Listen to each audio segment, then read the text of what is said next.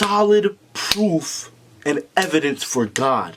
And we are living in a time where a lot of people like to say there's no evidence for God. How do you know God is real? Why are you even a Christian? The science disproves Christianity. Science disproves God. And in this video, I'm going to refute that. I'm going to show you that there is logical proof. Logical, you say? Well, I'm all over that.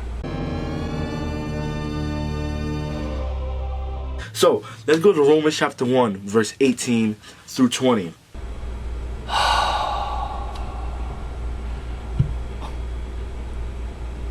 No.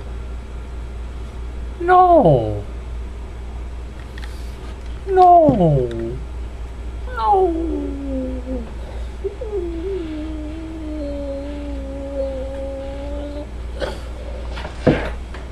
So somebody might be saying, oh, Samuel's going to prove God with the Bible. You can't prove the Bible with the Bible. Whatever. Listen. This is circular, baby, right round. Circular reasoning, right round, baby, oh yeah. Romans chapter 1, verse 18 to 20 says, for the wrath of God is revealed from heaven against all ungodliness and unrighteousness of men, who by their unrighteousness suppress the truth. Verse 18, what the verse is basically saying is that people suppress the truth of God because of their unrighteousness, because they want to live a life where they can do whatever they want, because they know that if God is truly to be real, we are to be held accountable of our actions.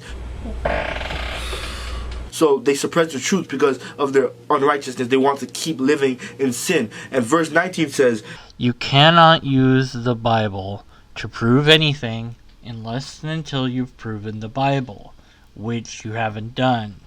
So this is simply circular reasoning.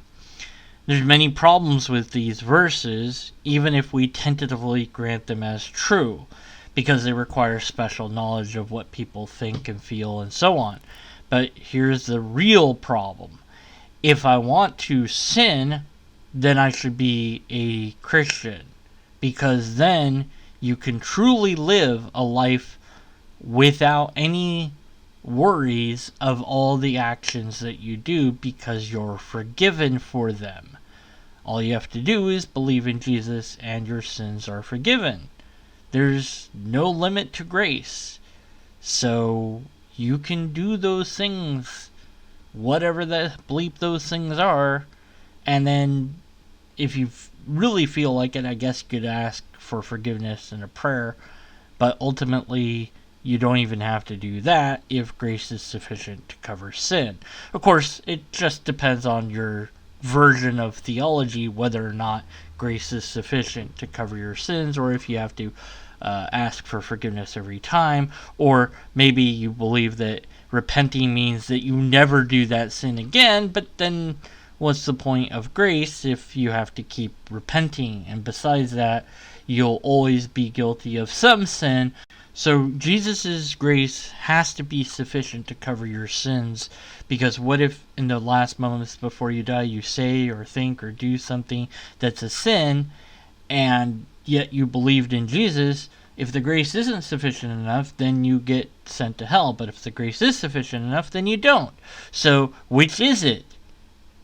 The problem here is that the verse is basically saying that in order to do bad things, you have to disbelieve. No, you can do bad things and believe. So it's just incoherent.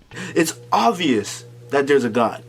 It's obvious that there is someone higher than us who created the universe. If we just look around. I look around and all I see is my room. I don't see a God, so there's no God. Case closed. Game over. Your apologetics is the weakest possible apologetics of all time that I've ever seen ever. So that's, yeah, look, I'll give you one more chance. Maybe the next thing you're gonna say is logically valid.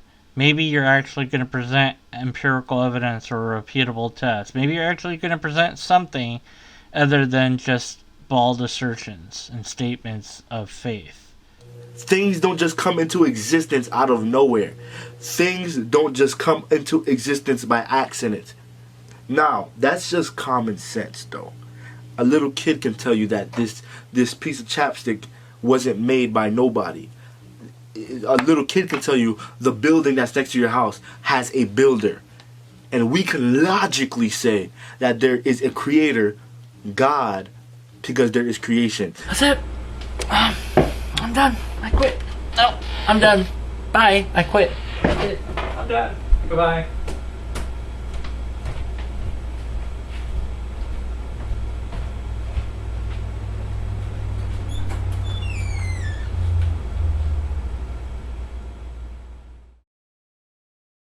Jesus has to cover something or you're ultimately screwed anyways, and I started talking like this. What the bleep?